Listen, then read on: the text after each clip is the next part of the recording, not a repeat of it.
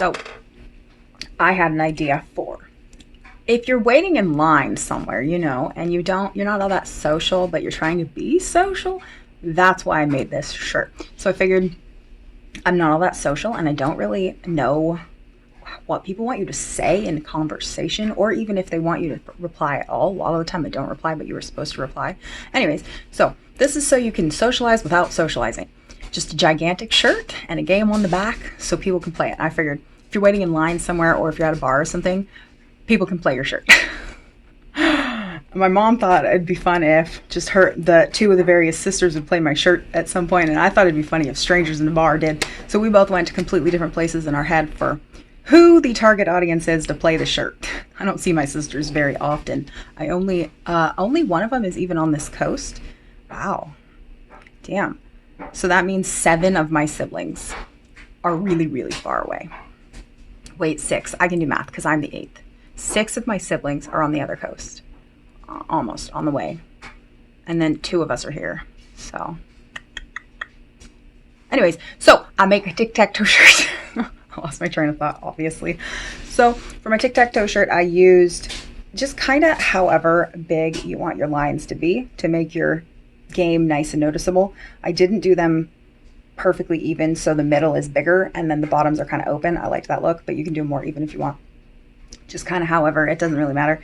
And then this is fabric paint. Definitely needed to be fabric paint if you plan to wash your shirt, which you should. So, and I only did 1 coat of the fabric paint, even though mostly you're supposed to do 2 coats, but with the black, I don't ever feel like I need to. And then I just write the name of the game on the top of the shirt so that people understand what is going on with the weird shirt. So just very easy, very quick.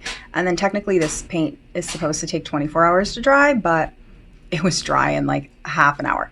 It didn't take very long. I don't remember when I came back to start working on the next part, but I did let it sit and dry before I came back because I didn't want to move it so that I could make the little tic-tac-toe pieces.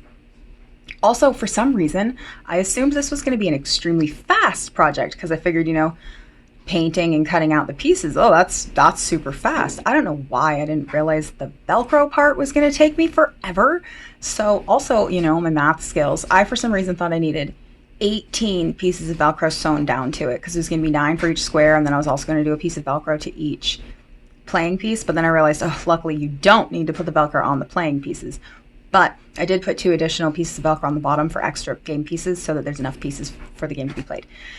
Anyways, lost my train of thought because that was a big ramble. So what did I even just say? I don't remember. Anyways, came back at some point to work on this again after a few hours, and I have this Velcro that I got from a medical device company I used to work for, and the dude who owned the company, he's like so backwards. He does not understand how cool Velcro is. He had tons and tons and tons, like tons of Velcro, and he didn't know what to do with it. So he was trying to like figure out a promotion, and then he was gonna like give it to certain customers or whatever for whatever reason.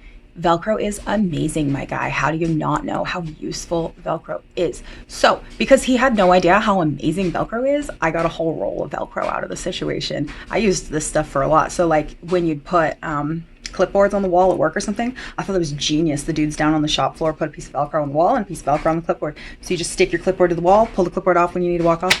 Oh my goodness, I loved that. It was amazing. So when I needed to go down and make sure nobody messed up my controlled binders because I was document control, it was so easy to just have the list right there, and then I could pull the list off the wall to go find whoever still has my book and didn't sign it back in, like my guy. Books go on the shelf, not in your workspace. So anyways, blah, blah, blah there. Velcro is fun. Velcro is useful, and I love Velcro. I still just cannot believe there is a human on this planet who does not understand how amazing this stuff is, and he thinks it's trash. He thought of it as clutter and trash in his warehouse. No, you could do anything with Velcro. You could probably do the coolest things if you let your imagination run wild. Like, oh my goodness, those people who wear those Velcro suits and throw themselves at walls?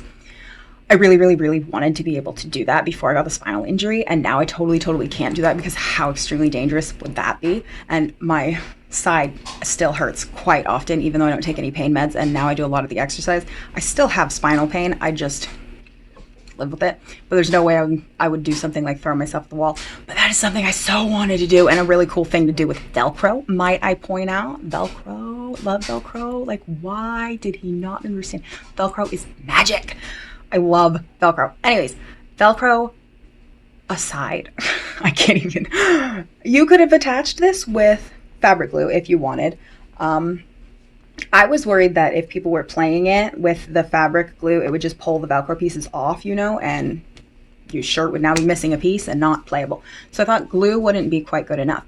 I've tried sewing Velcro pieces like this on with a running stitch, but I feel like it pulls and it's not all that sturdy. So with this round, I decided to use an applique stitch, all the way around like that, so that it's got like that way it goes up all the edges. Also, the reason I don't do this on a sewing machine is because I don't know how to change the foot on a sewing machine, nor do I know what foot you would need to go over something such as Velcro.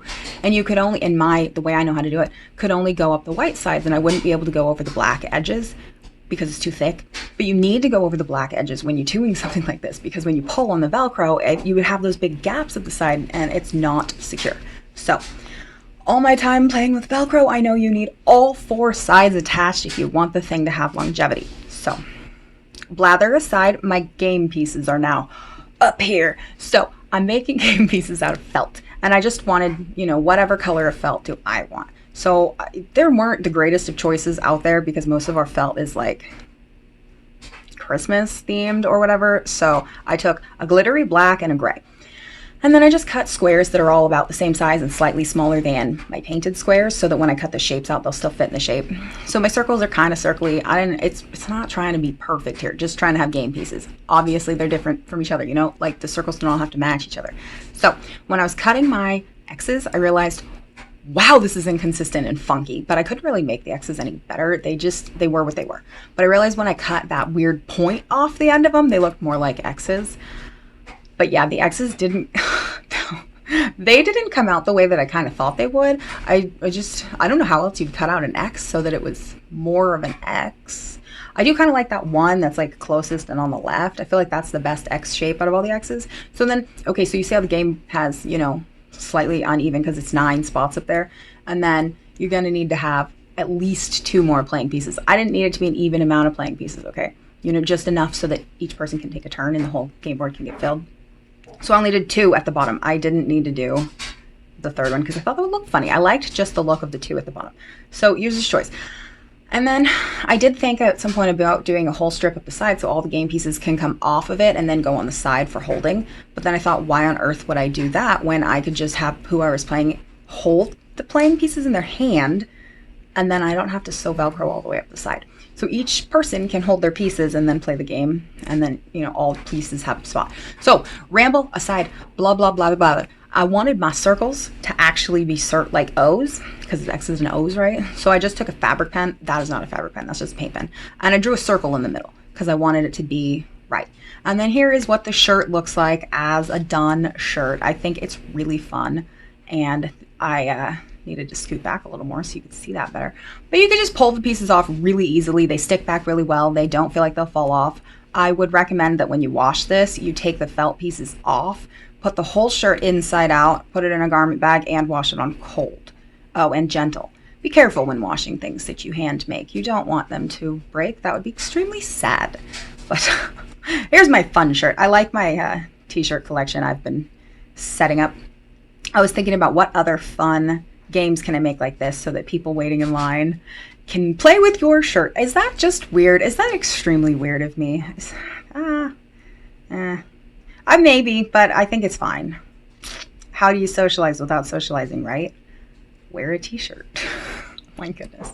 Anyways, I thought this was fun. And if someone was wearing this in a bar, I would play their shirt. So, bye.